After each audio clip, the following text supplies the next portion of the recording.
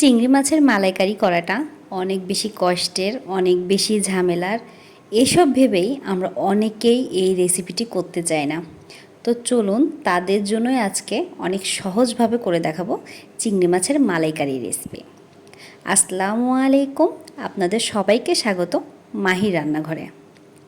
আমি প্রথমে হাফ কেজির মতো কিছু চিংড়ি মাছ নিয়ে নিয়েছি। এই চিংড়ি মাছটাই বেশি বড়ও না, বেশি ছোটও না, মাঝারি সাইজের কিছু চিংড়ি মাছ নিয়ে হলুদ, লবণ আর মরিচের গুঁড়া দিয়ে মাখিয়ে নিয়ে রেস্টে রেখে দিব প্রায় 20 মিনিটের মতো।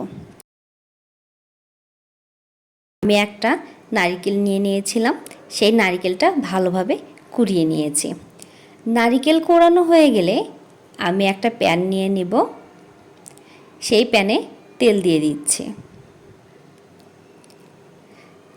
তেলগুলো গরম হয়ে আসতেই সেখানে আমি চিংড়ি মাছগুলো দিয়ে ভালোভাবে ভেজে নেব। এটা বেশি একদম ভাজা যাবে না, তাহলে চিংড়ি মাছগুলো একদম শক্ত হয়ে যাবে, খেতেও ভালো লাগবে না। আর চিংড়ি মাছের ভেতরে কোনো মশলা ঢুকবে না, চিংড়ি মাছটা খেতে রাবারি রাবারি লাগবে। যার জন্য আমরা চেষ্টা করব চিংড়ি মাছটা একদম কড়কড়ে করে না ভাজতে। আমার চিংড়ি মাছটা ভাজা শেষ, আমি এখন তুলে ফেলব। দেখুন আমি সুন্দর করে চিংড়ি মাছটা ভেজে নিয়েছি। এখন আমি একটা ব্লেন্ডারের জার নিয়ে নিয়েছি, এখানে পেঁয়াজ আর কাজু বাদাম নিয়েছি, সেটা আমি ভালোভাবে পেস্ট করে নিয়েছি। এখন এটা আমি সাইড করে রেখে দিব। একটা পাত্রে গরম পানি তুলে দিয়েছি, আমি নারিকেলের দুধটা বের করে নেব।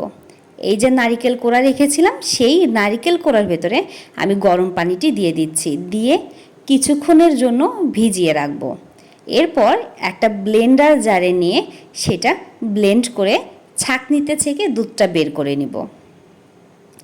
আপনাদের কাছে যদি এই প্রসেসটা খুব কষ্টের মনে হয়, তাহলে আপনারা শুধুমাত্র গরম পানিতে ভিজিয়ে চিপেও দুধটা বের করে নিতে পারেন। দেখুন আমার এতটুকু অ্যামাউন্ট হয়েছে। আর এখানে যেটা দেখতে পাচ্ছেন, এই নারকেলগুলো আমি পরবর্তীতে কাজে লাগাবো। এখন ওই মাছ ভাজা তেলেই আমি দিয়ে দিলাম একটা তেজপাতা, সাদা এলাচ, আর দিয়ে দিচ্ছি পেঁয়াজের পেস্ট। এই পেঁয়াজের পেস্টে আমি কাজু বাদাম দিয়ে দিয়েছিলাম। এই কাজু বাদাম দেওয়ার কারণে একটা মিষ্টি মিষ্টি টেস্ট আসবে, খেতে অনেক বেশি ভালো লাগবে। স্মেলটা যা এখনই বের হওয়া শুরু হয়েছে বলার মতো না, স্মেলেই পাগল হয়ে যাবেন। সাথে দিয়ে দিয়েছিলাম 1 চামচ আদা বাটা আর 1 চামচ রসুন বাটা। আপনারা পরিমাণ অনুযায়ী আদা রসুন বাটাটা দিয়ে দেবেন। দিয়ে দিলাম 2 চামচের মতো মরিচের গুঁড়া, 1 চামচের মতো হলুদের গুঁড়া, স্বাদ মতো লবণ দিয়ে দিবেন। লবণের পরিমাণটা আমি বলে দিচ্ছি না, লবণের পরিমাণটা আপনাদের প্রয়োজন অনুযায়ী দেবেন। 1 চামচের মতো ধনিয়া গুঁড়া দিয়ে ভালোভাবে নেড়ে চেড়ে নিচ্ছি। এখন যে নারিকেলের দুধটা বের করে নিয়েছি, সেটা আমি অল্প অল্প করে দিয়ে এই মশলাটা কষানোর চেষ্টা করব। মশলাটা ভালোভাবে কষানো হয়ে গেলেই আমি যে চিংড়ি মাছগুলো ভেজে রেখেছিলাম সেগুলো দিয়ে দিচ্ছি। এইগুলো দিয়ে ভালোভাবে নেড়ে চেড়ে নিব যতক্ষণ না পর্যন্ত মশলা থেকে এক্সট্রা তেল ছাড়ছে, ততক্ষণ আমি এটা ভালোভাবে কষিয়ে নিব। চিংড়ি মাছের মালাইকারি করতে চিংড়ি মাছটা যত ভালোভাবে কষাবেন, এটা খেতে তত বেশি ভালো লাগবে, এটার টেস্ট তত বেশি ভালো আসবে। তো আমার কষানো হয়ে গেলেই আমি সেই বাকি দুধটুকু দিয়ে দিলাম। আমি বাকি দুধটুকু দিয়ে ভালোভাবে আরেকটু নেড়ে চেড়ে নেব। এবার ঢাকনা দিয়ে ঢেকে দিব প্রায় 5-7 মিনিটের জন্য। 5 মিনিট পরেই ঢাকনাটা খুললে দেখতে পাবেন কি সুন্দর যে একটা ফ্লেভার ছড়াবে, আর কালারটা দেখলে পাগল হয়ে যাবেন। আমি আবার কিছুক্ষণের জন্য ঢেকে দিয়েছিলাম।